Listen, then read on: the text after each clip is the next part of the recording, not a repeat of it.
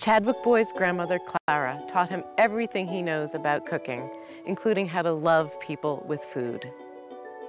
He follows her recipe, but gives it a modern twist by adding ginger and a teaspoon of chipotle to the pie filling. It's a huge holiday hit.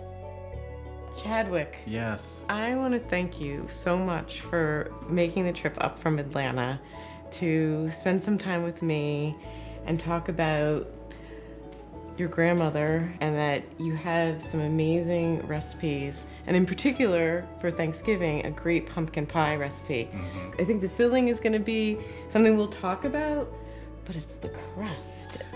The crust is quite special. She made a double thick crust. So is it a double recipe? Or? It's actually kind of a one recipe and then a half step. Okay. It just became something that our family was known for, and this crust. And there wasn't a time when we would walk in the door and that there wasn't a pie that was sitting on the kitchen table that had that extra thick crust, and that was known as our family pie crust. A traditional recipe is about 2 cups of flour, so we've added 3, and we're just going to pour that in here. So we've got the ½ cup of Crisco, and then this is a ½ cup plus 2 tablespoons of good sweet cream butter. Oh, right.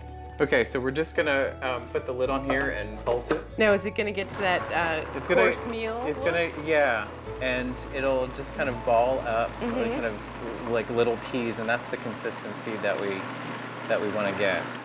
We've got some really cold water that we're gonna just pour in very slowly. Oh, look at the ball forming. There it goes. All okay. Right. Look at that. Beautiful. It's gorgeous, but I can tell it's definitely more than... A little bit more than what you normally have, right? Yeah. I just usually wrap this in saran wrap, put it in a bowl, and when we make our pie, we put this in the refrigerator. We make our pie filling, and then I pull it out.